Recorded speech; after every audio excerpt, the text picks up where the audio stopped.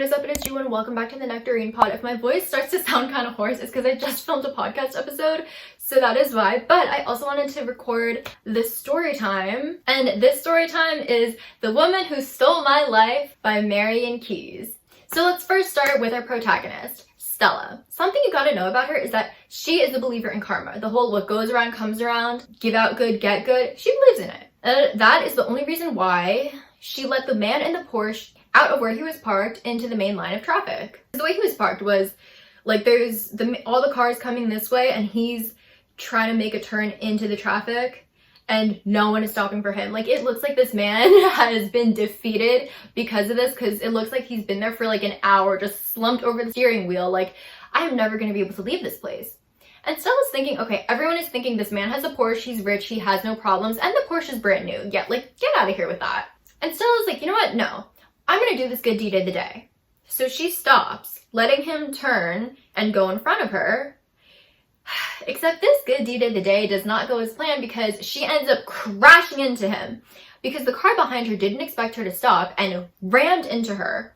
And like, Stella couldn't do anything about it, which was the most infuriating part. And as she made eye contact with the driver, she was trying to deliver the message of, oh my god, I'm so sorry, I'm so sorry, I'm so sorry. Stella's car is basically totaled, as is the brand new Porsche. Like, brand new? No, you have like half a Porsche there. You don't have Porsche, you have P. And Stella gets out, the two drivers get out, the guy behind her starts yelling. He's like, why did you stop? Why did you stop? Look at what you did. Oh my god, the insurance on that, I'm gonna have to pay a fortune, da da da. And the man she crashed into, he was like, look, it's okay. Like, you yelling isn't going to change anything. Just let's get this settled. And Stella's like, I'm sorry. And the man is bleeding, like, because he, like, hit his head from the crash. Luckily, no one is severely hurt. Like, everyone is fine. Like, they don't need, like, an ambulance. And Stella points it out. She's like, well, at least no one was hurt, right? And the man is like, yeah, sure. And then she can tell, oh, this man is angry, angry, angry. And then Stella's annoyed because she's like, look, I was just trying to do a good deed. She didn't say this to him, but in her head, she's like, why are you mad? I was trying to do a nice thing. Like, you could argue that that's a bit of an argument against karma, but that was Stella's experience. And that was already a long time ago. Let's get back to present day, where Stella's at. Well, Stella present day, her life isn't going too great because her ex-husband is, I think, literally going insane. We'll get back to him in a second. She lives with her son, Jeffrey, who, he's not acting like a normal 17-year-old boy. Like, you should be, like, doing all sorts of awful things. Why are you trying to cook for your mother, and why are you meditating with sound bowls? Which this was also written, like, I want to say early 2000s, 90s, before it was more, I think, like, mainstream and more acceptable, I guess, for guys to be doing it. So that's also really concerning her. She's back in Ireland while her daughter is in the US married to some old rich dude. She's trying to crank out her second book and nothing is coming out. Like, she cannot write for it to save her life. And her daily life just mainly consists of her weekly Bitter Women's Book Club that's hosted by her friend Zoe, who is also fairly recently divorced and spends the entire time just talking about how awful men are, not talking about the book at all. And if you're not in that bitter energy, it can get really, really draining, which is how Stella feels about it. As for her ex-husband, who she thinks is going literally clinically insane, he's giving away all of his belongings. No, not selling them, giving them away. You want to know why? Because karma. Project Karma. Okay, so he's thinking for his art piece, because he wants to be this great artist. He always wanted to be, but he designs like bathrooms and stuff, which makes a good money overall, but like it just wasn't his dream. He's thinking the universe will provide, and I'm gonna prove that by giving away all my belongings because this is the good deed I'm doing, and to repay me and reward me, the universe is gonna provide. So he is giving away every single thing in his house. His TV, his bed, all the cooking utensils, any food that people can manage to get. Oh yeah, because this has become a nationwide thing where people are going to his house and like people are driving like hours away just to get free stuff. He is giving away his car, his house. Like, the police literally had to go and like make sure like everything was okay. And at the very end, after he's given away all of his belongings, people are like, strip, strip, strip, strip. So he takes his pants off and his shirt off. And then the police escort him because, yes, he takes off his undergarment and that part gets blurred. Because yes, this is being streamed on television. So that's where Stella's life is at right now. And you might be thinking, okay, car accident, that, I don't, like, how does that tie together? Let's get back to how she got here. And this whole thing started on a random Tuesday, as things always do. She went to drop the kids off at school, and then she just got this awful headache. The headache actually had started the night before, so she popped in an Advil and thought she'd sleep it off. She did not sleep it off because it just got progressively worse and worse and worse. She went home and just fell back into bed, and she texted Ryan, her husband at the time, like, you need to pick the kids up. I literally can't move.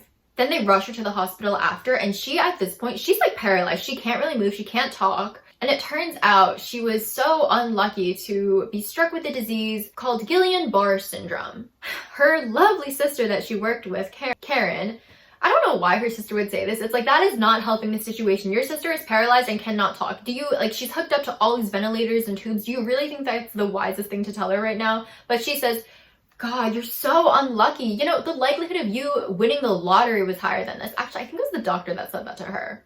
Yeah. Which, like, why would you tell her that? Basically what happens with that disease is, like, the myelin sheath gets, like, eroded off your nerve endings, so it affects your ability to walk and talk and everything like that. And so at first, everyone is worried sick. They go visit her, they're like, oh my God, get better, mom, like, you got this. And then she's in stable condition. And then the visits become boring and almost resentment filled. Like, oh mom, where's this thing that I need? Oh wait, you can't talk. And, like, they visit her, they want her to be better. Same with Ryan, of course, and her mom and dad and sister. But especially with Ryan, there's almost this underlying feeling of, why did you have to get sick? This is such an inconvenience. And so this is just kind of how her life has been. She gets flipped over because the way she's, like, lying, it's like one side, she'll be, like, on her left side for, like, 3 hours, and then nurses will come and flip her over to her right side for 3 hours. And she's in the ICU, and she said that it is so bloody boring.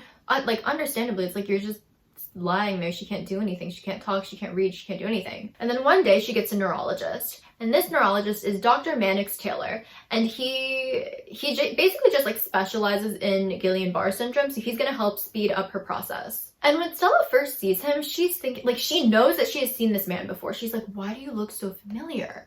And then it dawns on her, he's the Porsche guy. He's the guy whose car she totaled. And unfortunately, fortunately, debatable, but unfortunately, he recognizes her too.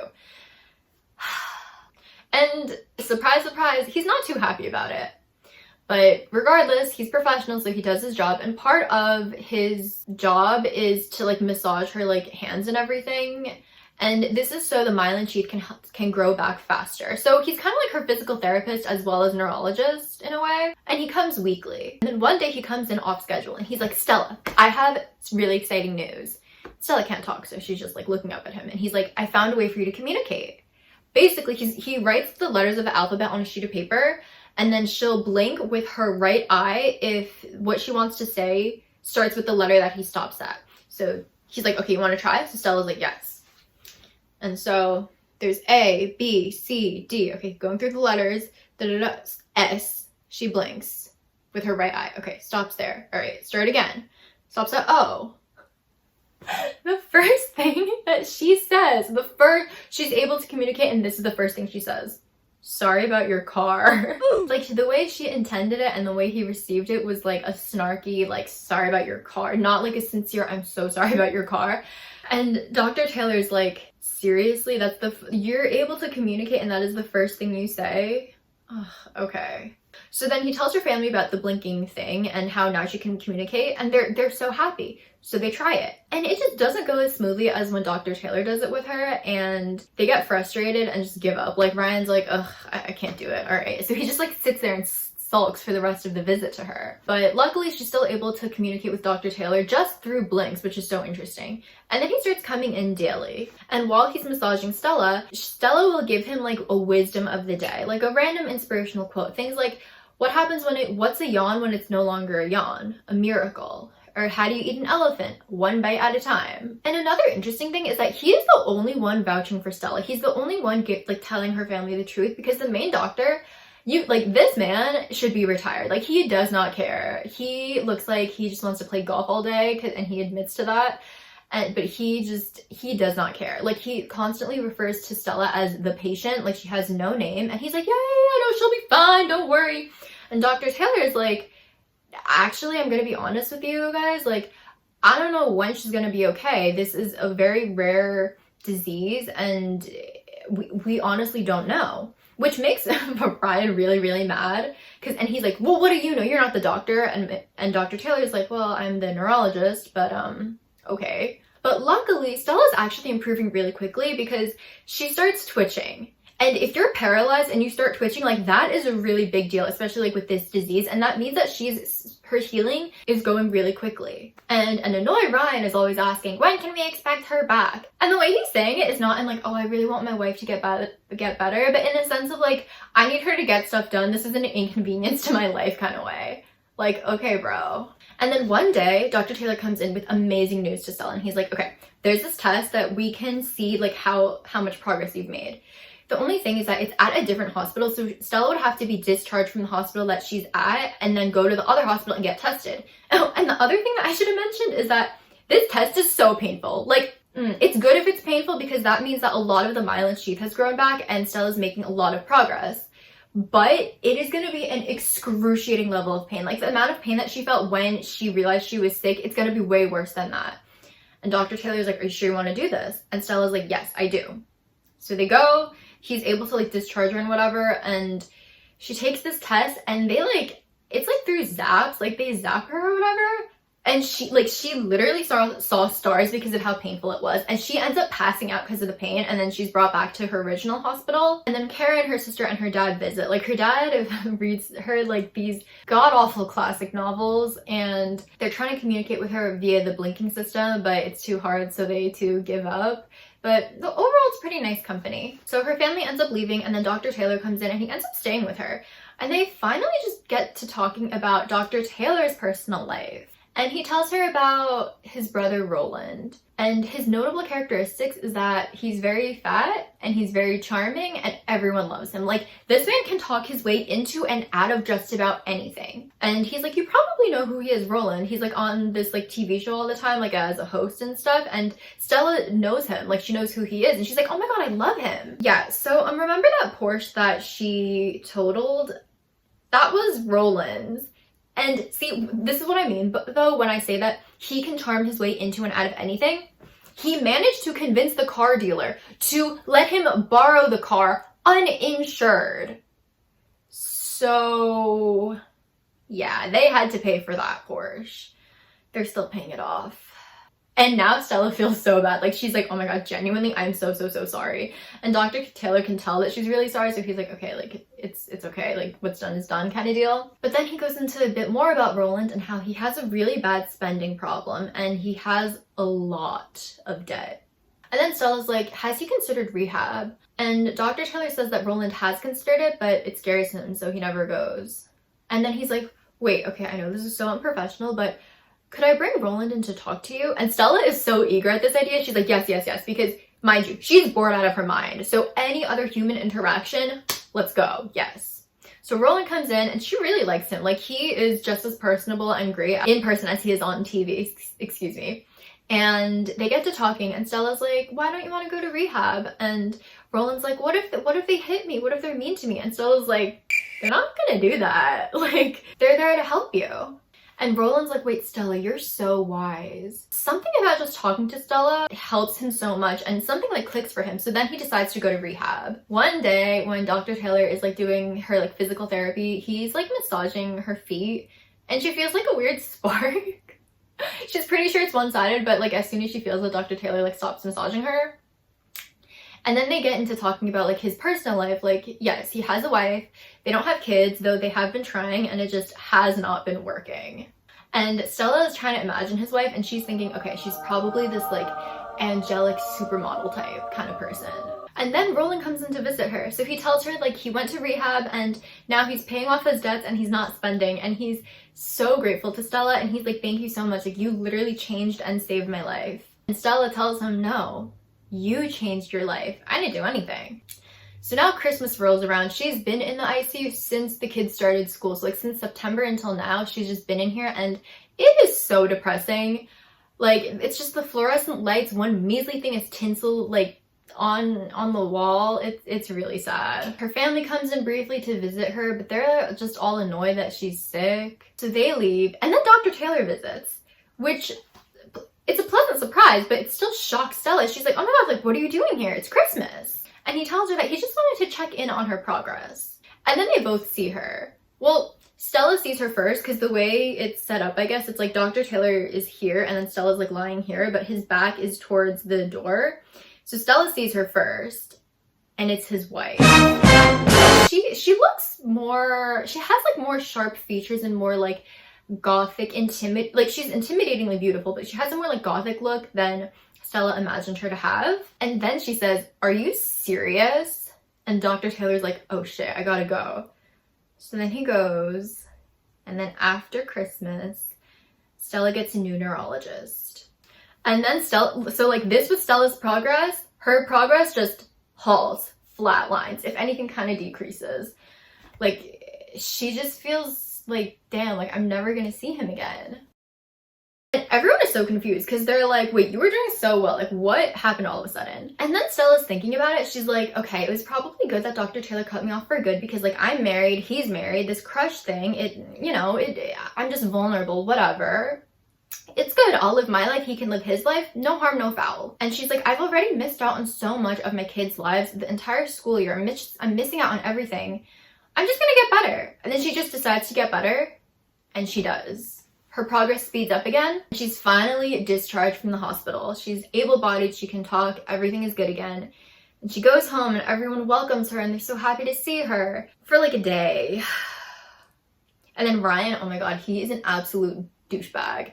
And her kids are so mad. Like, why did you get sick? But like, they don't say it outright. It's just kind of simmering, brewing under the surface. And so Stella wants to save her marriage. So she and Ryan book like a couple's vacation, like for the weekend. They just go to like a hotel nearby, like the seaside or something. And they try to have a romantic night. Well, Stella does.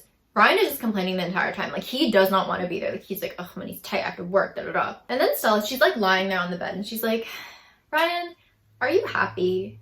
And Ryan's like, what? I don't know, not particularly. And she's like, do I make you happy? And he's like, he doesn't know how to answer because he wants to say no, but like he can't really say it. So he kind of like just alludes to the answer no. And Stella's like, because you don't make me very happy. Just like outright like that.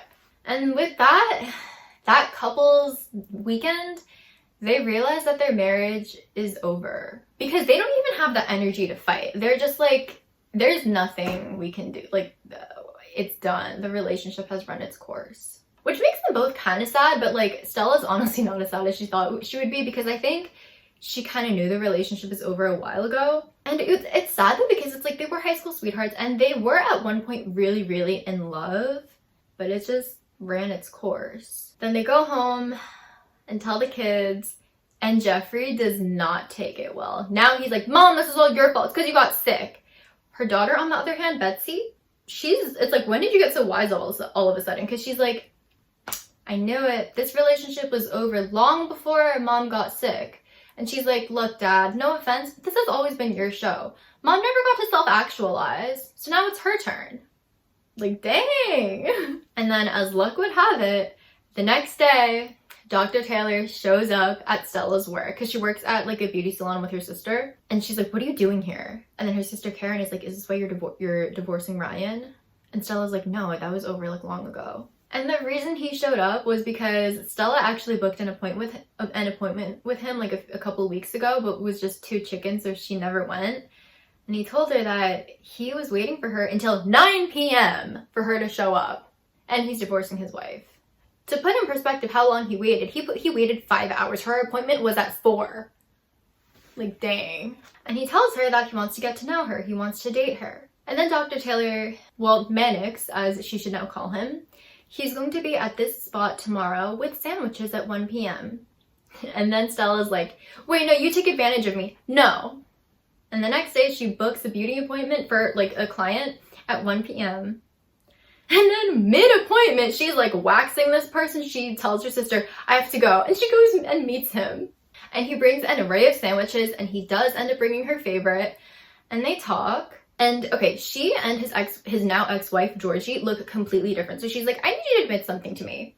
Mid-sandwich bite.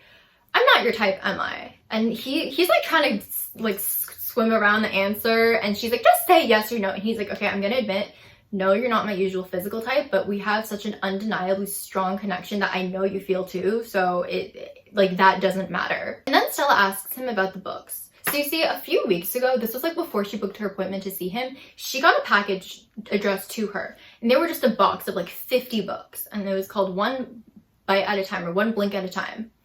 And they were just quotes of all the quotes she told him at the hospital. And he told her that, yeah, he would just write down all the quotes that she said, all the bits of wisdom, which ended up to be like 50 journals.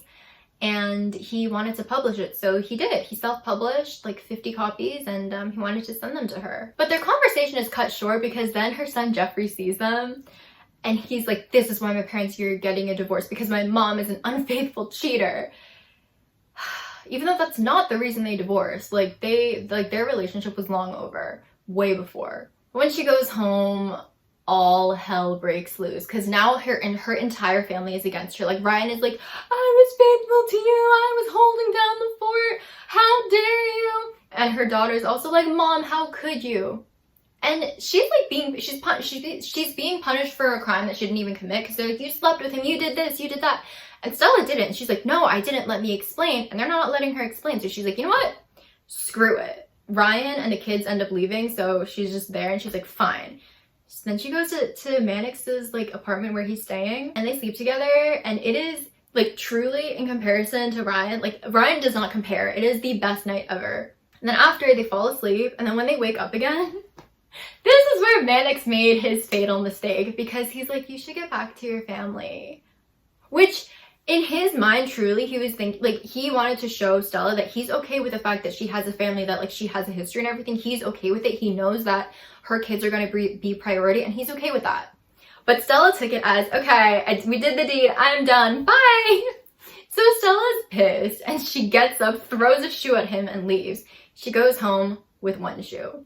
And as she's going home, her phone is being blown up by Mannix, and he's like, just saying, I'm so sorry, that's not what I meant. I meant that, like, you prioritize your family, I understand it. Like, I just meant that, like, maybe your kids want to be with you right now, da-da-da, something like that.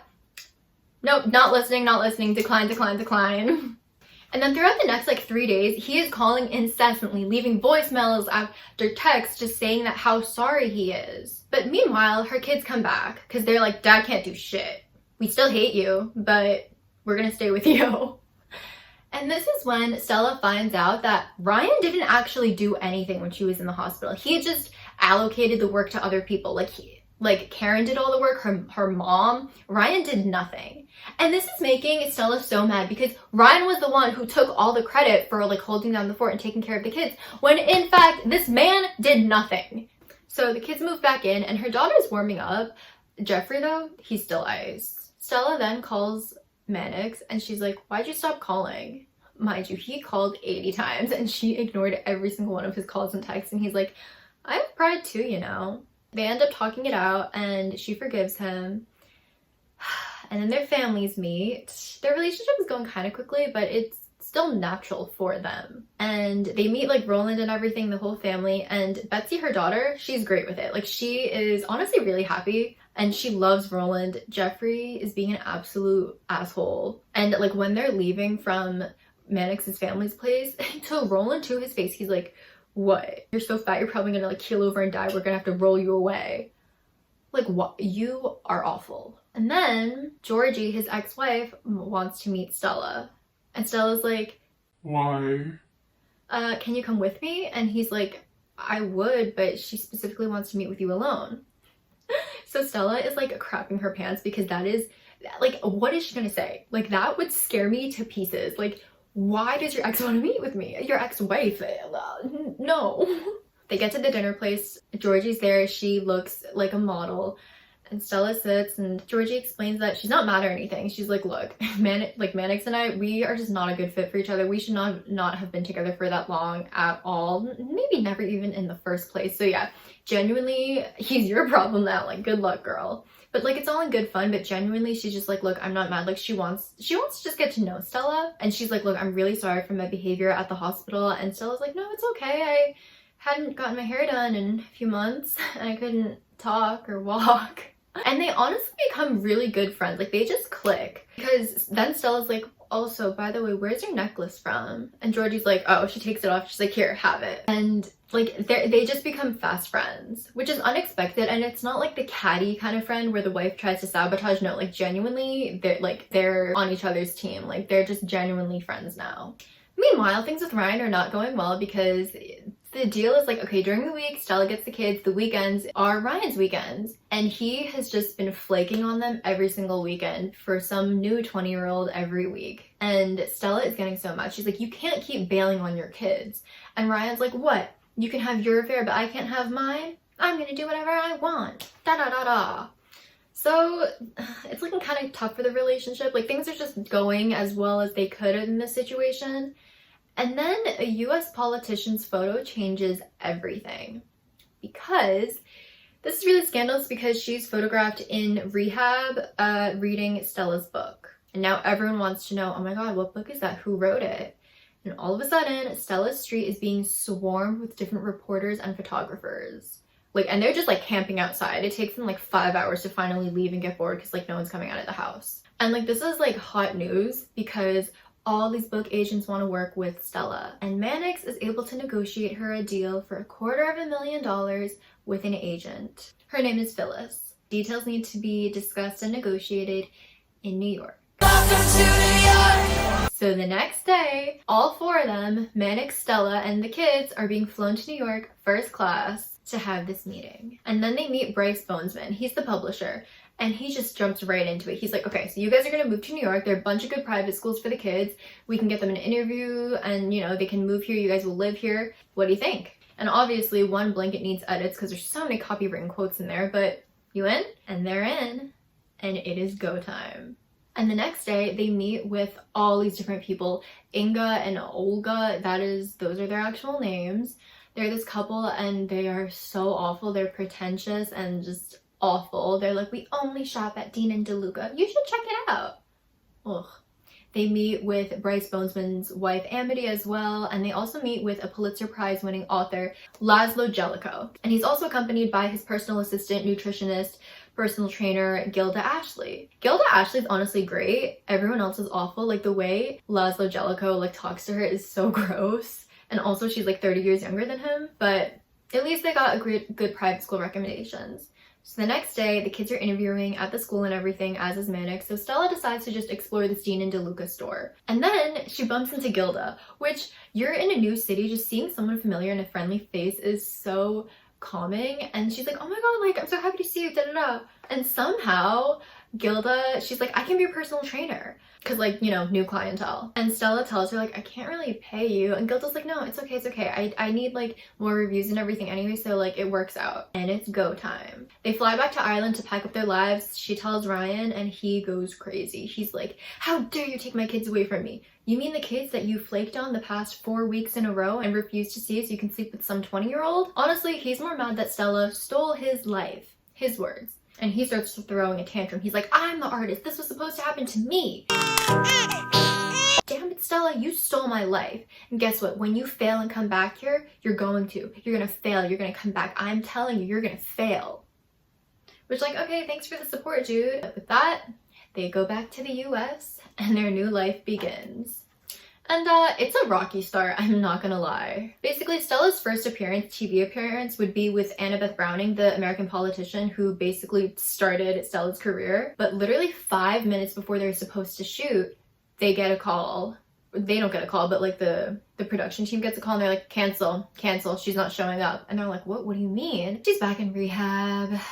Yeah, she got another DUI. She's not showing up. She's been arrested again. So they go home and Stella just goes into the blog pieces that she's been commissioned to write, so at least she has like some work to do and everything. And Mannix is acting like her agent. And then Gilda arrives, they do their personal training session, and this is just kind of how the days go. And then Stella's being flown to different cities because she has to do like her book tour, and she's basically being told how to look the part of, okay, you are a hot mom and You know, you reinvented yourself, but you have to look the part. You have to look more momish. Okay. And also you need a nutritionist, personal trainer. So thank God for Gilda, honestly, because like this is perfect. And one day they're just like joking around, and then Stella makes a joke about Laszlo Jellicoe, and suddenly Gilda just like clams up and she's ice. And it's so weird because like just a second ago they were just like being girlfriends, and now she's like silent.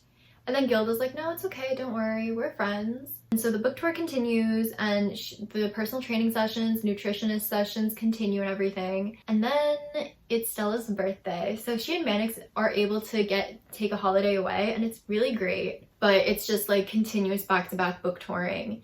And then this one crowd is so tough because this one woman, her husband passed away from Guillain-Barré syndrome. And at the end of Stella's like appearance, she has the Q&A section, and the woman raises her hand and she's like, my husband passed away from this, why didn't you? What did he do wrong? Like just like that. Yeah, it's a really tough crowd. But not to worry, because at least the sales in Vermont were really good, and they're continuing with this book tour. But Stella, in the meantime, she has to churn out another bestseller, or else she won't get another book deal, and then they're out of money. Gilda's continuing to be her personal trainer and everything, and then one day they're talking about love again, and she just briefly in passing, she's like, oh yeah, I'm holding out for a dreamy guy like Mannix. She doesn't say she wants him, just like someone with his qualities, because she sees how well Mannix is treating Stella. But Stella gets so freaked out by this, so she goes home and she's like, do you think she's pretty? Do you fancy her? And Mannix is like, what? And she's like, Gilda Ashley. And Mannix is like, what? No, I don't. He's like, look, I'm not gonna lie to you. I was messy in my marriage. Things weren't clean. We were both messy, but I never cheated on her. And also, he has good news. Stella's book is #1 in Ireland. And so they're off to Ireland, and Stella's gonna be on the Ned Mount show, and she has like her whole family meet him because they're all such big fans. And Ned Mount is basically the younger, more conventionally attractive version of like James Corden in Ireland. And then they're back to the US, continuing to churn out work, and it's really rough. Like life on the road like that is so tough. And Stella's so stressed, and Mannix can tell, and he's like, you know what? Let's take a vacation. We'll bring Roland, it'll be great. So they go to San Francisco, and they rent like an Airbnb like along the beach and stuff. And one day they're walking along, and Mannix is like, you know, one day it's gonna be just us, and we're gonna have a dog named Shep, and we're gonna live in a place just like this. It's gonna be along the beach, and it'll be great. And this makes Stella so happy because she wants that as well. And then it is back to work to New York, and it is not looking good. Stella's not given another contract for a second book, which is bad to say the least. But on the bright side, at least she has a book tour to finish still, so she still has something to do, I guess. And then Roland has a stroke. And Mannix is like, oh my god, like what do I do? What do I do? Because he has to be here for Stella, but he has to take care of his brother, and he's like in a coma, and he's like hooked up to all these tubes and everything. And Stella's like, go to Ireland, go take care of your brother. Like, look, Gilda's gonna help me. She's gonna accompany on tour and stuff, and that means I'll actually have to be accountable for my workouts and everything, but go take care of your brother. So he goes, and they do long distance for a bit. And I mean, it's tough because, I mean, long distance is tough for any couple, but like Mannix knows that Stella is like, the tour stresses her out, you know, like she has the pressure of having to churn out another bestseller, and it's not really going so well. Like she has to think of something to get in their book deal, and that's not going very well. But he's like so preoccupied with how Roland is doing, so like he doesn't really have the capacity to like have as much concern for Stella and her issues.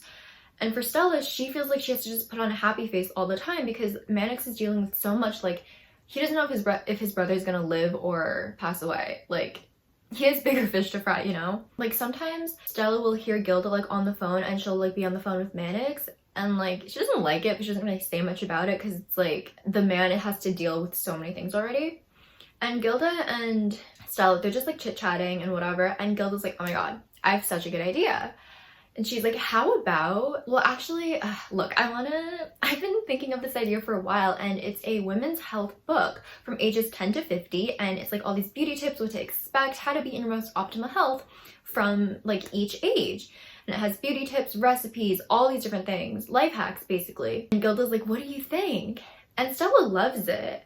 And then Gilda has the genius idea. She's like, let's combine books with your quotes and this book. Like, it'll be a bestseller. We can have both of our names on it. It'll be great. We'll split it 50-50 and then 10% to the agent. And what if Mannix was your agent? Because like, let's be real, Phyllis, she's insane. She doesn't do anything.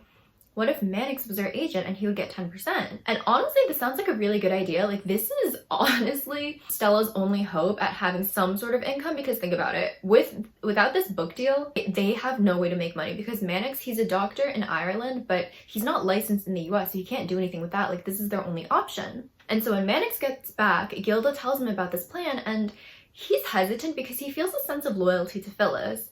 But as seeing that this is kind of their only financial option, he agrees. And Gilda, she's so happy. She's like, should I call Phyllis or will you? And Mannix is like, well, I'm the agent, so I'll call.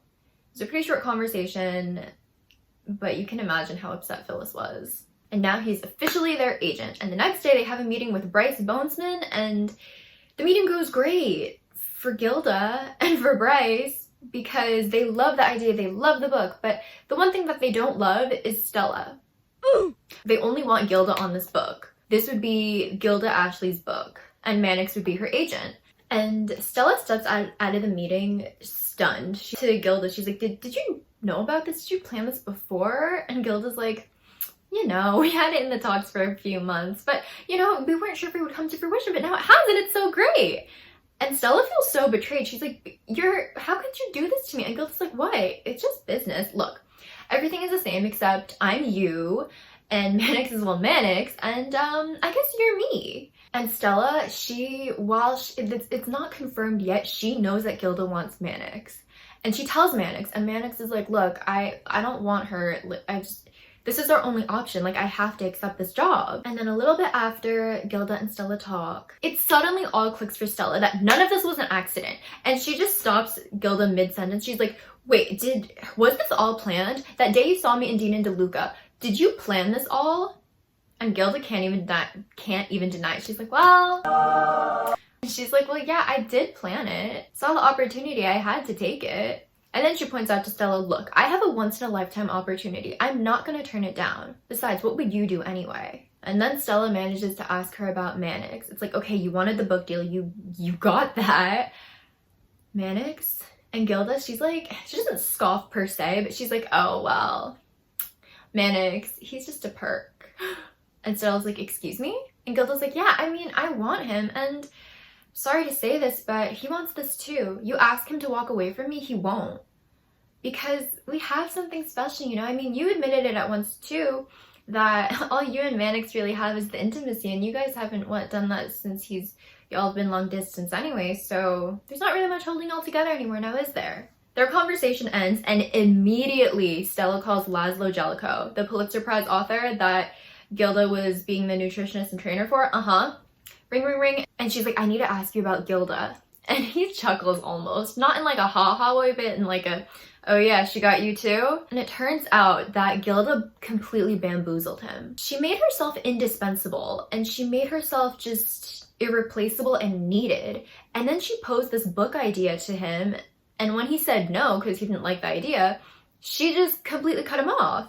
And that was it. It was like, oh, okay, I guess we're not friends, we're not anything, okay. So Laszlo is telling Stella all this. He's like, wait, oh, by the way, isn't he Gilda's agent now? And Stella corrects him. She's like, he's not my husband.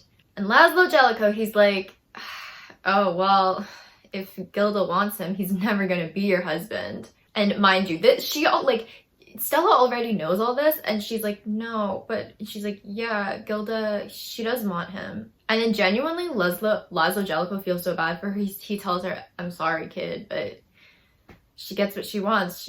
That's not your man anymore.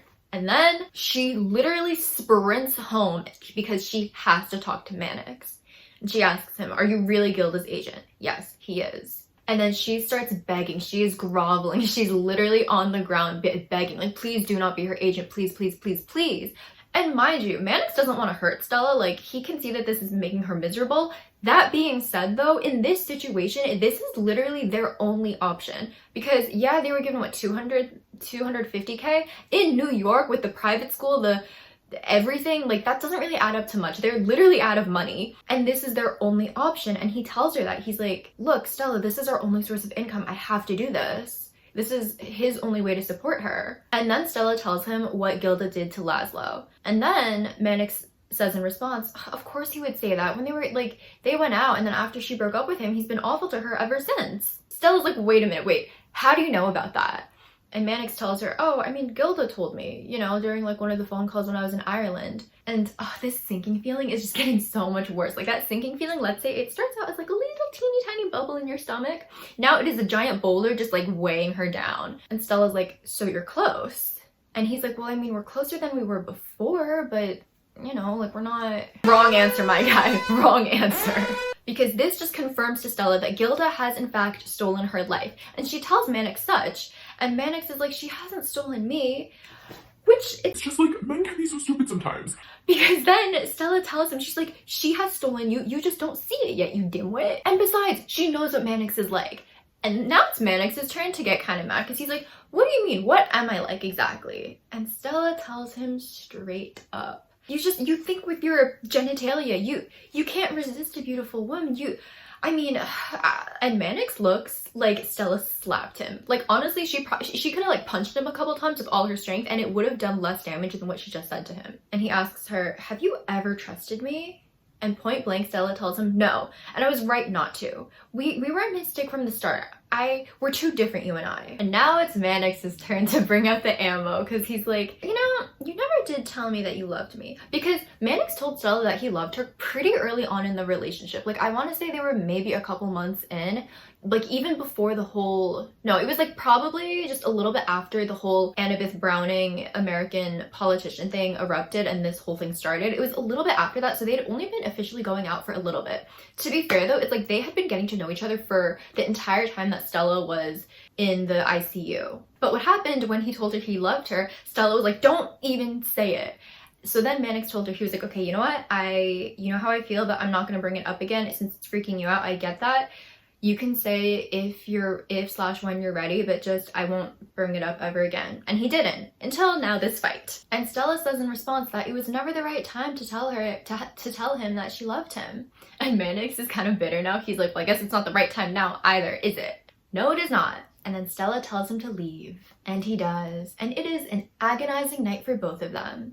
And the next morning, like 6 a.m. probably, as soon as he woke up, he calls Stella and he's like, can I come home? Well, is he still Gilda's agent? And he says that he is. So no, he cannot come home. Click. Then Stella calls him a little bit later and she is begging him, hands and knees, please do not be Gilda's agent. Please, please, please, I am begging you. And again, Mannix says that she is their only option because they have no money. Honestly, if they had money, Mannix already would have been outweighed like the first time that Stella asked, but that's not the case. And then Stella points out that if he is Gilda's agent, then he and Stella have no shot at all. And Stella tells him that he has to get away from Gilda or else they're finished, they're done. And then he hangs up. And Jeffrey hears this entire conversation. So he is trying to, now being an angel, because he's like, oh shit. He's trying to cheer his mom up. He's like, hey, wanna get pizza? And like they get pizza and stuff, and Stella's like, he wasn't supposed to leave. And Jeffrey's like, but you told him to. And Stella's like, yeah, well, it was the wrong answer that he chose. And Jeffrey admits that he hates school, he doesn't like the kids, he misses Ireland, he misses dad, even though Ryan doesn't do anything. And then they decide to go back to Ireland. And she calls Mannix and she says, you can come back to the apartment now. And Mannix is delighted because he's thinking, oh, okay, like things are gonna be good, we're gonna be okay. And Stella tells him, because I'm going back to Ireland. And he's like, oh, is that so now? Stella's like, yep. And he sounds mad and he's like, all right, well, good luck with that then. And then once she makes it to Ireland, even before, like probably when she was on the flight, like Mannix is leaving her all these anguished messages telling her, I can't sleep without you, begging her to come back, begging for them to just work it out, please talk to him. Like every single day without fail, he's leaving some sort of message, like calling profusely. The calls kind of dwindled down a little bit because like you have a life. But every single day without fail, there's a message. Probably just saying like, please talk to me, I miss you, I literally can't sleep without you, etc, etc. But Stella, okay, she is so strong because she just immediately delete. Like, dang girl, okay. Yeah, like, admire the strength. But whenever the thought of Gilda crosses her mind, or even Mannix, she just repeats to herself, may you be well, may you be happy, may you be free, something to that degree. And this now brings us back to present day. So you know how Ryan is now not only homeless and penniless, yeah, because he has no place to stay, he asks Stella if he can stay with her. And Stella's like, are you serious? And he's like, I just need a place to sleep. And Stella's like, fine. Sleep on the couch though. No funny business. And Ryan's like, okay, I understand. That night though, he gets into bed with her and like, okay, nothing happens. Like he's just on his side of the bed, like touch barrier is not broken at all. But when Stella wakes up to see him there, she's livid. She's like, I told you to stay on this freaking couch. And then she kicks him out. And she's like, you were trying to get some action. You were trying to sleep with me. How dare you? No. So she kicks him out for good. And Ryan is like, no, I promise it wasn't that. The couch is so cold and it's hard and I miss the bed and I'm so, But Stella, she's like, no, she's not hearing any of it. But Ryan, to his credit, there's not much to be given, but genuinely he wasn't planning on doing that. He just was really just, he wanted to sleep in a bed. Stupid man. But that genuinely wasn't his intention, which is probably why he was able to say what he says next. And that is, see Stella, that's the issue with you. This is why none of your relationships work out. You always jump to the worst conclusion. That's why you and Mannix broke up. The bloke was a pretty decent guy too. And now it's Stella's turn to be so shocked. She's like, what? You hated the man. And Ryan's like, yeah, well, things change. You know, my life is looking up. I'm gonna stay with Zoe. I asked her and she said okay. And remember Zoe, Bitter Women's Book Club friend? That one. And he's finding some new work and he's gonna get a job again. So, you know, life is looking up. And he leaves Stella to ponder that statement. And Ryan tells her also before he leaves that he's getting help from some anonymous friend. And Stella's like, who? And he's like, I don't know. But he's a happy camper. He can't really complain. Georgie pays her a visit because she was visiting Peru for a while and now she's back in Ireland and she's like, oh, I must see you. I had a lovely fling and it was great for me, not so much for the dude. Stella goes over to Georgie's and she looks so glamorous, so tan and glowing. She's thinking, okay, we'll catch up. It'll be great. It'll be like a girls' night, except Mannix is there. And Georgie tells her, you two have to talk. And Georgie, she sits both of them down and she's kind of acting like a marriage therapist, counselor person. And she's like, look, Mannix did nothing wrong. And Stella looks up at her and she's like, how do you know that? And Georgie explains that she paid Gilda a lovely little visit in New York.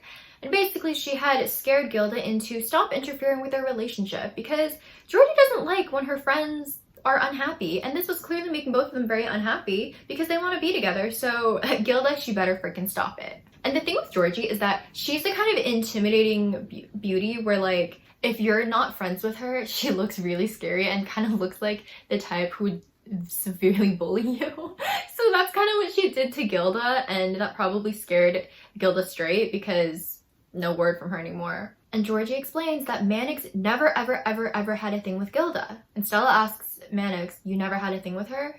And Mannix is like, no, never. And Georgie explains what happened. They were in a sticky situation, all sorts of stressors. Roland wasn't doing well. Oh, by the way, he's like completely healed now. But at the time, he was awful. Like they didn't know if he would live or not. They were out of money. They're in a new place. They don't really know anyone. So obviously that's going to take a toll on people. You're already stressed. Then you have the added idea of Gilda. She just planted doubts in you, but nothing was going on. So obviously like this was a test in your relationship. And the reason Mannix was so adamant on being Gilda's agent was because it was the only source of income you guys had. He thought he was doing the right thing by being Gilda's agent. He thought wrong, but still the logic makes sense, like you need money. He wanted to take care of Stella and this was truly the only way he knew how because they're in America. They have no other options. And as Ryan had mentioned earlier, Stella just jumped to the worst conclusion, but that's not what was really going on. And then Georgie leaves them with this little heads up, mainly to Stella, that Gilda's book is going to be published and it's probably going to be a smashing success. And so she suggests that Stella write a forgiveness and release letter and then burn it. That's what she did after her and Mannix's divorce and it really helped her. She like taps the table and she's like, all right, now you guys have to talk. And then Georgie leaves. And it's kind of awkward, but Mannix breaks the silence by saying that when Georgie did that ritual, the curtain burned, like it caught on fire. So, and Stella says that she's not much of a ritual person and they have like an awkward little chuckle. It's uncomfortable, I'm not gonna lie. And Stella starts by asking, are you still Gilda's agent? And Mannix looks really confused. He's like, what? No. As soon as you left, I quit being her agent because the only reason I was her agent was so I could financially support us and everything. And after you left, there was really no point. He's actually in Dublin now and he's rebuilding up his medical practice. And then I don't know why, but it randomly clicked for Stella. She's like, wait, are you the anonymous friend who's been helping Ryan? And Mannix nods.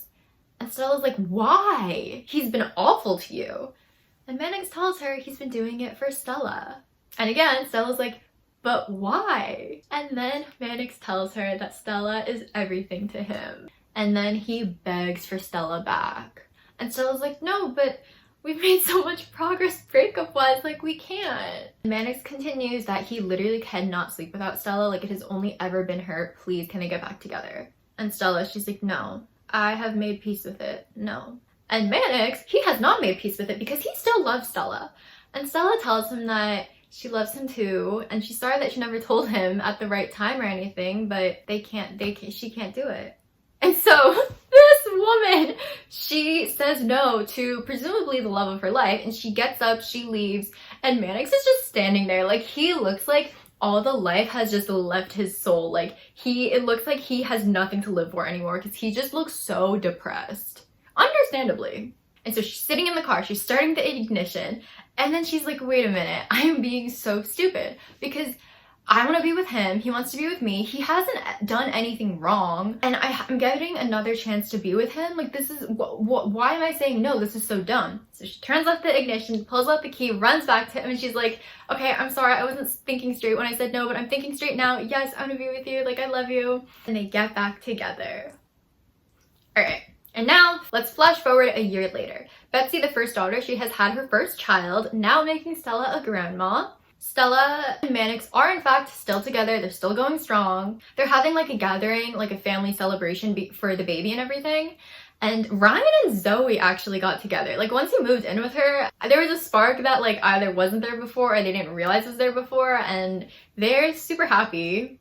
Does not bother Stella in the slightest, but she just thinks it's like, I did not see this coming, weird. Gilda has published her book, and as Georgie predicted, it is a smashing success. And when it first got published, like, Stella, she was shocked and she was like, should I be mad about this? Should I not be? But she made peace with it because it's better to just make peace and let it go than be bitter, because being bitter only hurts her.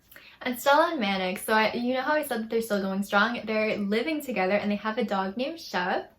And the book ends with Mannix and Stella, they're walking along the beach together because they're living in this beautiful little house by the shore, like literally on the beach.